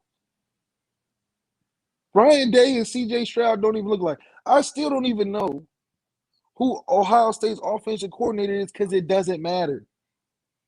They've recruited beyond scheme almost. Because I'm pretty sure they ain't calling no plays that they have to dig out of the NFL bag necessarily. They running stuff, they just wide open. That's all. Lucky Lefty podcast, man. Man. We told you we were going to give you the truth tonight. If you thought we were going to come in here and just break down the game and talk about stats and all that, no. We saw what this program is currently right now in this game. It was a microcosm of the entire season. This game was literally a microcosm of the entire season. The only thing that we saw, or the only adjustment we saw, was Notre Dame getting off to a quick start based upon the way they had been practicing. They carried that over and got off to a quick start. They had no adjustments. We saw that all season. How many times have I said Notre Dame should have had minimum 38 points going into halftime? Oh, yeah. Minimum. They left points on the field. And then you come out and put up goose eggs until like the last 3 minutes? It's ridiculous. Absolutely ridiculous, man.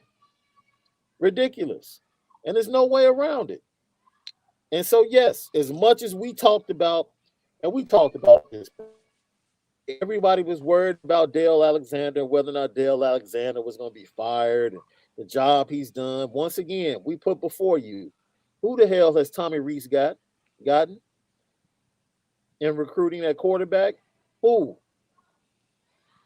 And the best talented guy we got a hamstring injury. Who? Who has he gotten? Who has he gotten? Like, he's not slipping through the cracks with us.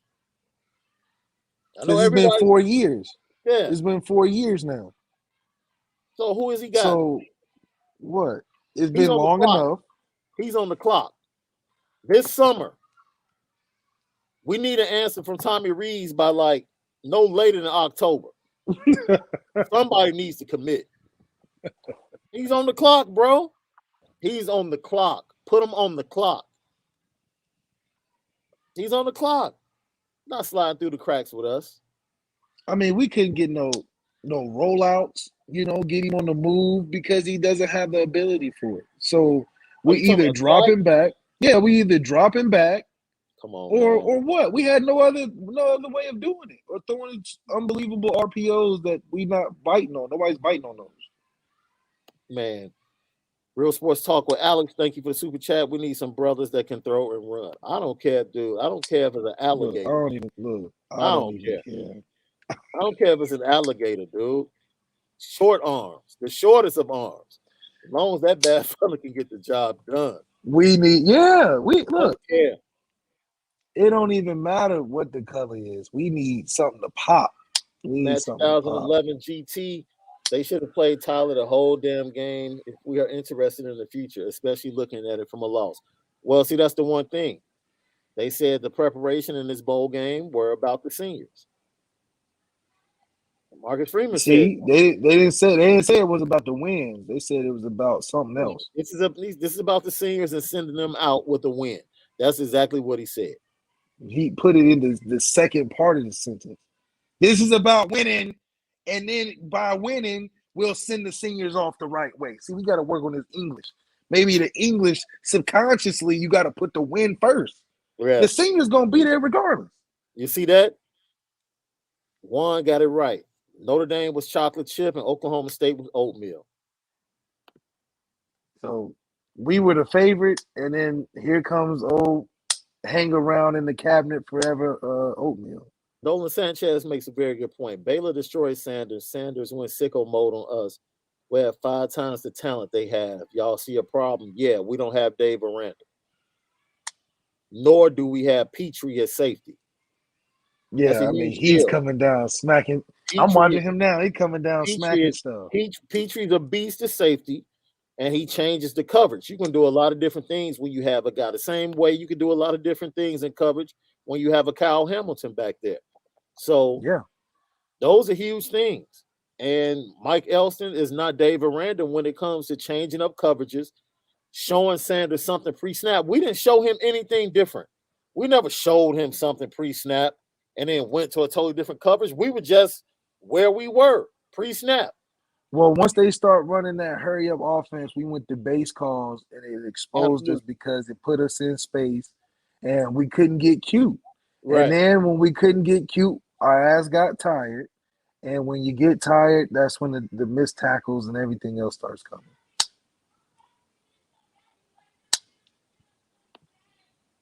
Let's see. Carlo, appreciate you. Is it a red flag that the players love Freeman? The SC players loved and lobbied for Clay Helton. Most players didn't love Parcells, Vince Lombardi, Lou Holtz, etc., but they respected them. Most of the guys we talked to that played for Lou Holtz love that dude. Yeah. Parcells, that's a different story. Vince Lombardi, you going back a long way. Yeah, he could talk to players different than shit. Yeah, players love Pete Carroll. He won a bunch of national championships. So it depends, man. I'm not about to. I don't want my players hating their coach. I don't. Yeah, no. Matt 2000 GT Drew would have been a better straight drop back. Drew Pine? Wait a minute. I had to read. Wait a minute. Let me read that again. Is he talking about Drew Pine? We talking about third string quarterbacks. We talking about third string. We talking about third string quarterbacks. Come on. I do think if 14 and 23 was there, we would have won. I think that. I'll take it and say that. I wouldn't even do. Just give me 14. Yeah, shit. Just give me one 14. Of them. Yeah. Give me 14. Just give me 14. Let's get that changes the entire defense. We would have been solid with 14 back there. Yeah. Mike Nolan, appreciate you. Happy New Year's, guys. Never forget Malik's opener versus Texas. Best deep ball I ever saw from Notre Dame quarterback. I'm just saying in that game. Sure. heated discussion, but this was not lost on offense. 35 points versus not. Stop, stop, stop, stop. They had the ball twice to win the game. Stop. Yeah, I mean, shoot, I thought it was Every, over when they. ev- Yeah, Everybody catches the clip tonight. We are not absolving anybody of catching the. Everybody's catching the clip tonight. Everybody. We started off the show going at Marcus Freeman. Everybody's getting it tonight. Everybody. that's Everybody. right. It's a problem. You had them on the ropes. You should have had 30 plus points in the first half. Third, six, Kevin Austin beats his man, turns to the outside. You throw it on the inside shoulder. Yeah, you threw it on the inside shoulder, man. What? Like, look, dude, no. Everybody gets it. But it was a Everybody. terrible. That was a terrible route too. By the way, We said he didn't get the corner to flip his hips or nothing. He stayed square. I thought they was playing basketball, man. how many times have we said Kevin Austin cannot run? This is not good tape for him to go to the league. Now, Oh yeah, no, absolutely not. for health reasons, he might decide to go to the league. And I understand that because he's been through a lot Yeah, at Notre Dame. and Had to rehab usually, a lot. usually, So we're known for having great guys to be in the combine and run great numbers and stuff. So, maybe the production isn't something that is a concern for him as more as health. yeah, that's true. Rob Titoff. But this game be a silver lining though. We blow them out today. Maybe we're overconfident for 2022 and not see our deficiencies sooner than later. Well, the problem is that our deficiencies are things we can't necessarily fix other than time or guys just deciding to be ballers. Like our deficiencies is in we're getting the guys that we need to be in. That's why it's going to take 2 years. I had confidence about 2022 because of the attitude, but there's a lot of things that have to be added to that before we can start thinking about going into a place like the Horseshoe. And I mean, just watching what Ohio State looked like it was comfortable doing. They look comfortable being down. We don't look comfortable being down. So until we can change that, it's a long road before that. That's another one from Matt 2011 GT. They got tired because they never ran the perimeter on purpose. No RPO crap. Is he talking about Notre Dame? I don't know. I think Oklahoma State played well enough against what we all knew. I said tackling in space was going to be our big thing against Oklahoma State in second half. That was a big thing that they did, tackling in space.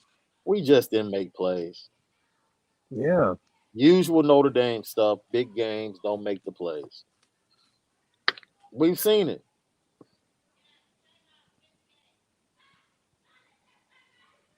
I don't think. Look, Marcus Freeman, as I said before, I'm not on this whole.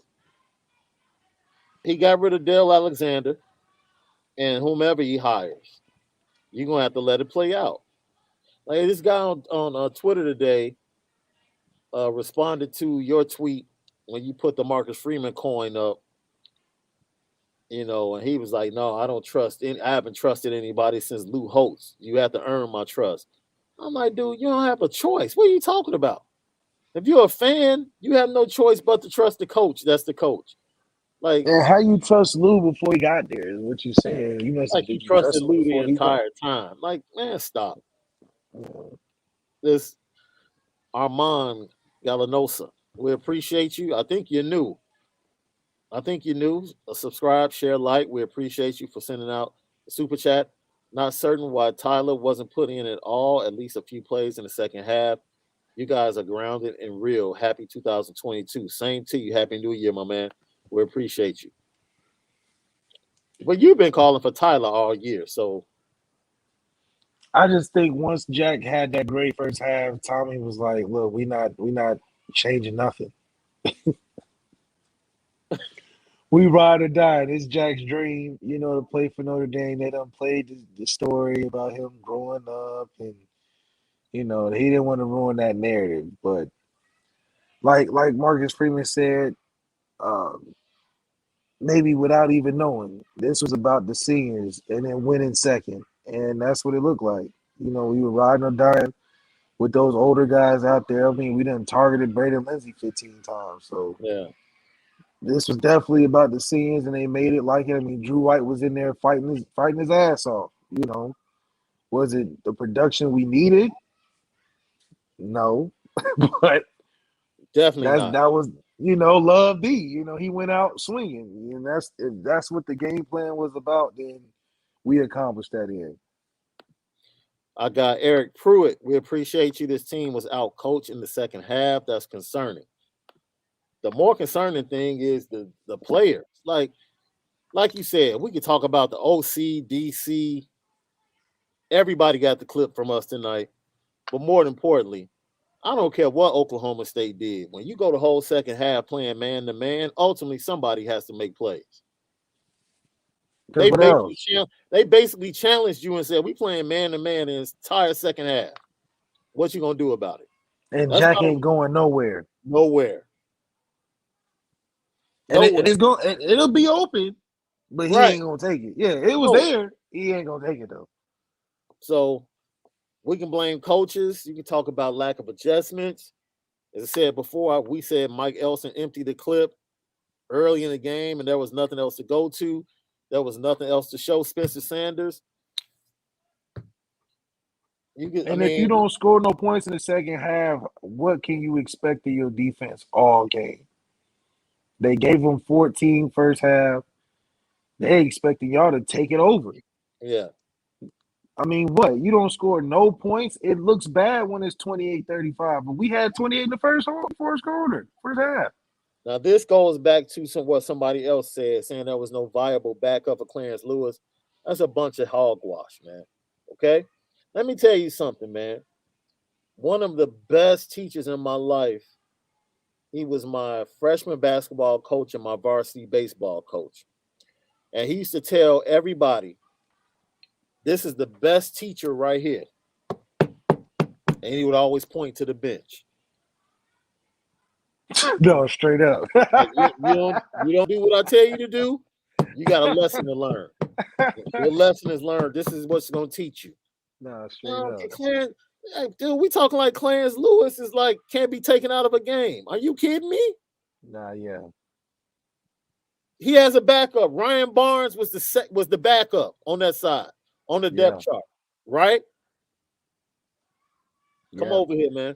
Come on over here. You got to sit because what of plays. Because he couldn't be worse than that. No. Not for a couple plays. He couldn't be worse than that. No. Come on. Let this bench talk to you for a little bit. Watch a little bit. Another super chat. Once the original game plan was countered, that made you a drop back team because you couldn't run, and the only bum we had in the quarterback room that could throw vertical was Drew. First of all, Drew's arm is soft as Jack. Oh man, I don't know, dude. What? Go look at the Cincinnati. What did Drew do for y'all to be talking?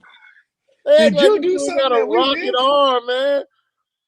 Because if Drew was so sweet, then he should have been starting. And I thought he was about to say Tyler for the vertical game. He went to Drew. He went to Drew. And what do you mean original game plan? We threw the ball 68 times. We appreciate you, man. But look, come on, man. That quarterback room is not good. It's not good. We don't know what Tyler is, but we know what the other two are.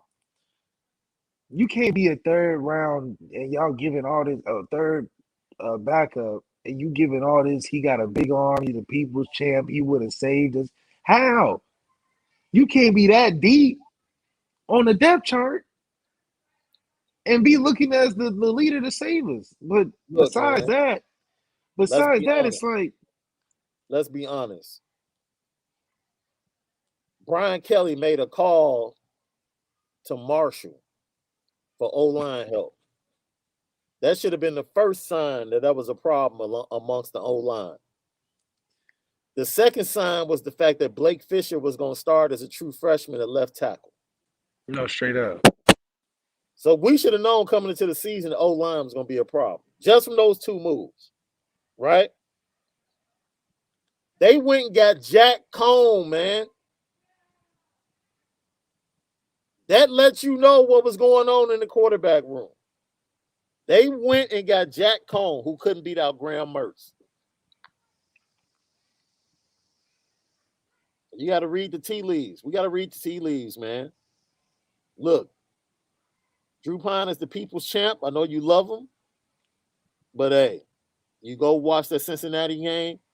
He threw one big-time pass. Other than that, he was suspect in that game, too.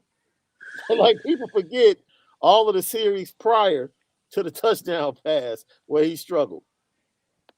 And I'm not putting it on Tyler him. Buckner wasn't even at school. Think about this. Drew Pine was on the team behind Ian for at least 2 years, right? Yes. So they done seen him while Ian was here. They done seen Ian getting older. He and came back, made field lead. He still stayed. Ian leaves. Not before Tyler even gets there. And we just got him. We just lost Malik. He was going crazy, talking about the quarterback room like he does. This is the Lucky Lefty podcast. Subscribe, share, like. We appreciate you guys for tapping in. Here he is. Go ahead and continue. I don't know what happened, but listen. Before Tyler Buckner even gets there, we called for another guy to transfer.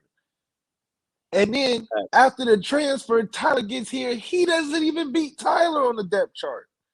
So in terms of people's champ, he wasn't even the coach's champ to be in position to play. And so that just shows, it goes back to Tommy. Tommy, you recruiting guys that you got to have freshmen come and play over? And then on top of that, you have to go get other guys from other schools over the guy you got supposedly next in line. So you put 2 guys over the guy you recruited to be next in line. That don't make no sense. Hey, see, that don't make no sense. Everybody in the chat is like, yo, Blake's is a stud, though. Did Quentin Nelson start as a freshman? Malik, did Quentin Nelson start as a freshman? I think he did, yeah. He played Texas. He was the Texas game. First game. It was Texas game. Stud, right? Did Ronnie Stanley? I know Ronnie Stanley didn't start from the jump. No, Ronnie was a red shirt. But that's because he had, guess who? Zach Martin. So that's my point. That's my point. That told you everything you needed to know about what was there. Yeah. That a true freshman needed to start. Because if he didn't need to start, he wouldn't start. It's not about him being a stud. Ronnie was a stud, but Zach Martin was there. So, chill. Learn the game. Let Harry get his hands on you. Yeah, just let Harry get his hands on you, man. Just bless Harry. Yo, Matt 2011 GT is going in. Then why was Tyler not played? Man, you dude. You heard what Marcus Freeman said. You rock This was with us about Matt, you rock with us all the time. All the time. You know we've been begging for Tyler Buckner. So since the beginning of the season.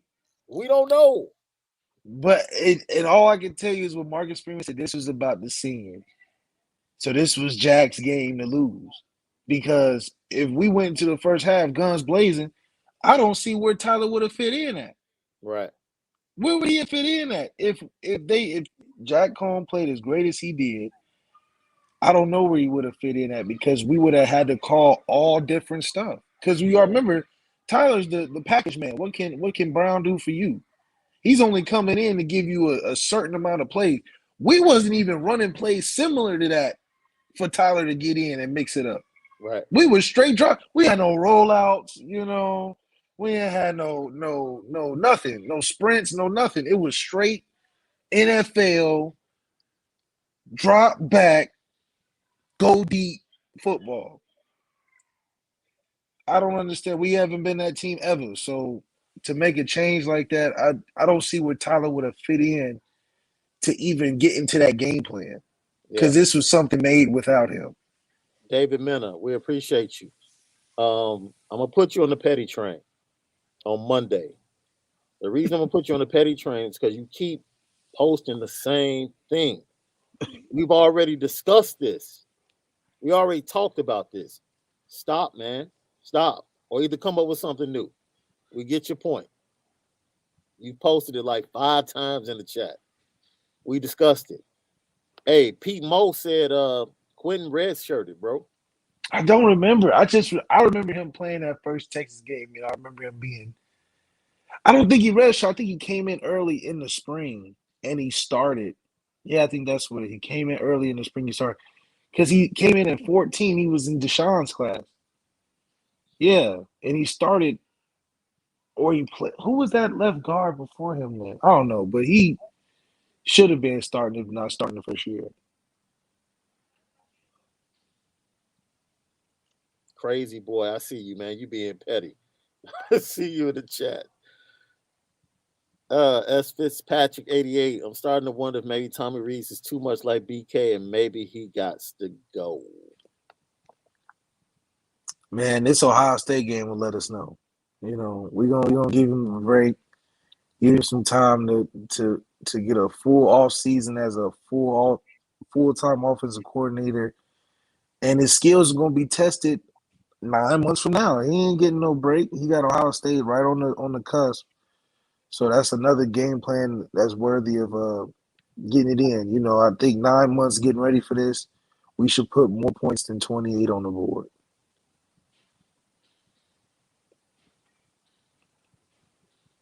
I think people are missing our point. Ben G 1801. Q had Harry Heastan. Blake had Jeff. Blake with Harry Heastan is going to be elite. We already Elite. know that. Elite.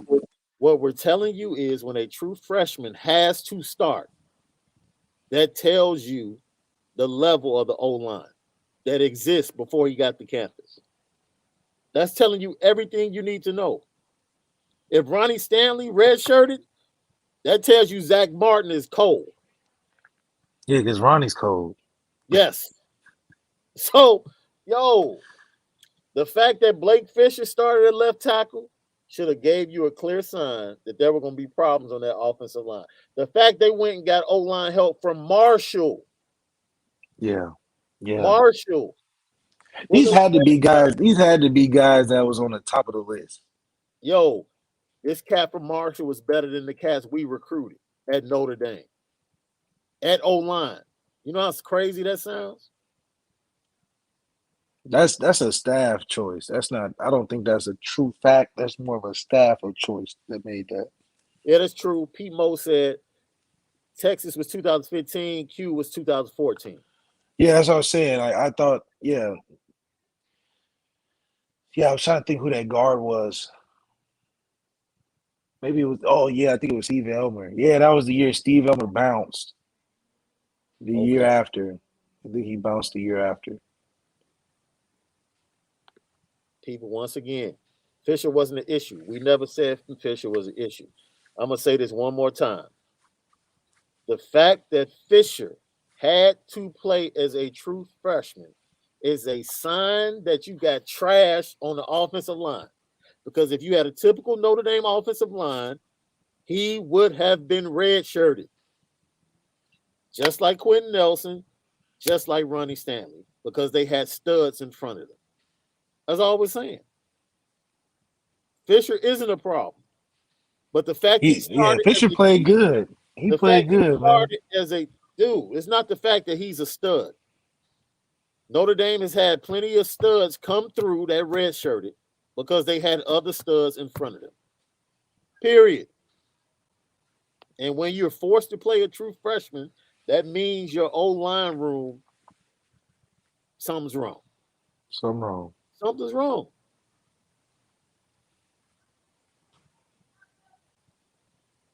And dude, we know Dylan Gibbons did transfer. Dylan Gibbons probably transferred because he knew Jeff Quinn was suspect.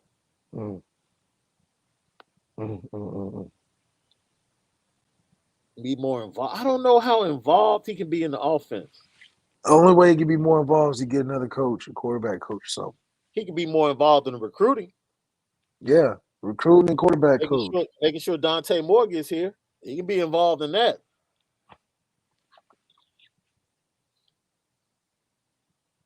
Let's see. Yeah, Dale was informed. According to reports, Dale was informed after the Fiesta Bowl that it was a wrap. He didn't even get on the plane.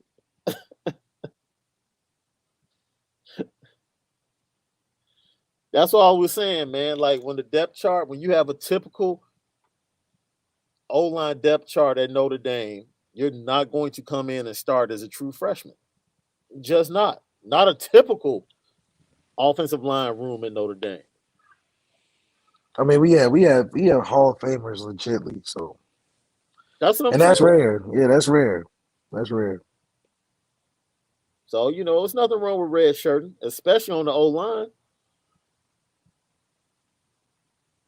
Yeah, Jeff Quinn hasn't developed a single thing along the offensive line. When you talk about riding the coattails of success, Man. Anything else? I think we got to everything. We got everything off our chest. I think we got everything off our chest tonight. we did. I think it's fresh. We closed the book on this season. This game was a perfect encapsulation of why we can't get over the hump, and now we can only do is move forward and make those corrections. That's all you can do. That's all we can do. We appreciate you, Byron McIntyre, man. Thanks for the love. Thanks for everybody a part of LL Nation. We spin it different. We told you from the jump. That's what we're here to do. To spin it different, man. And yeah. Hey, get ready for Ohio State. The spring better be intense. The spring better be intense. That's all we can say. So Pete Moe is giving us the breakdowns. Like it was Ronnie, Nick, Steve, Matt Haggerty, and Christian Lombard. Yeah, Christian Lombard, but Lombard was hurt. He was so hurt that I never played with him, and I was at school with him for like 2 years. He only made it to like maybe one game. He just injury bug, man, injury bug. Somebody said the DBs have to be better. No, they gonna get better. We got the recruits for that. No, you need to recruit better. Yeah, we're gonna find out. These next 2 years important. Safety straight. Peyton Bowen and Adon Schuler in 23. Oh yeah. That's good. We're good. Moving in the right direction. You know, on the back end. Moving in the right direction on the back end. That's great news before the bowl game. Now you stack Adon Schuler and Peyton Bowen, both top 100 players in the nation for the 2023 class at safety. Now we just got to go get a lockdown corner. And we there. Yeah. And probably make a call to the Northwestern safety into the portal. Need to bring him to campus like next week. That's right. Like straight up. Bring him to campus. So, Notre Dame fans, Happy New Year. Be good. Be good to people around you. Love the people around you. And spend it different each and every day. All right. And have much success. Eternal blessings to everybody. We have coaching changes coming up next week. Looking forward to that. The Harry Heaston announcement. We'll talk about Marcus Freeman and his press conference on Monday. And we'll have a full week of shows for you. So tap in with us each and every morning at 9 a.m. Central. That's 10 a.m. on the East Coast, 7 a.m. on the West Coast. Tap in with us each and every morning. Lucky Lefty Podcast. Subscribe, share. Most importantly, if you're watching us now, just hit the like button for us real quick. Like right now. Just go ahead and hit the like button. That's all we're asking you to do. Hit the like button right now. It's 172. There's no way we should have 172 people watching us now. We don't have 172 likes. That's right. That's Man, right. You know, I'm not mad. I would like 100%. But even if you dislike it, hit something. Hit something. Let us know. We get feedback. We appreciate make halftime adjustments. Right. We make halftime adjustments. Absolutely. We make halftime adjustments, and we even reply. And we reply. Yeah, look at that. We reply. your comments and your questions. Oh, that's funny. Light it up. You got any parting shots, man? Man, listen, Before we let everybody go. we're gonna make them changes, man. Look, this is not the era just yet. And dude, this is not the sky's falling. The sky's not falling, This is not that podcast. The sky's not falling. and we know there's a brighter day, and Yep. it looks like a number 21 jerseys in that brighter day. Absolutely. So we gonna be all right. If that's the case, throw him the damn ball in. 15 targets for this cat, Braden Lindsay. This dude running open all day. 15 targets for a guy that's apologizing after. I can't believe it. Meanwhile, this dude is like 6 for 130. Cutting Killing up. everybody. Cutting up. He can only get 8 targets. You taking him off the field. For what? I ain't see one tweet from Styles. I ain't see one tweet. No. Damn. No tweet needed. You know what Styles and Deion Cozy are saying? Man, we can't wait till next year, dude. That's right. They can't wait. They can't wait.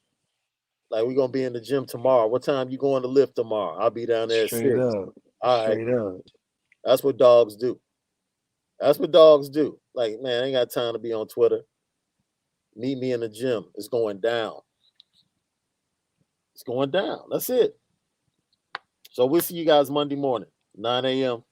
Lucky Lefty Podcast. We'll talk about the Marcus Freeman press conference, have more information on Dale Alexander and other coaching hires that are coming up this week. All right. We appreciate you all. Spin it different.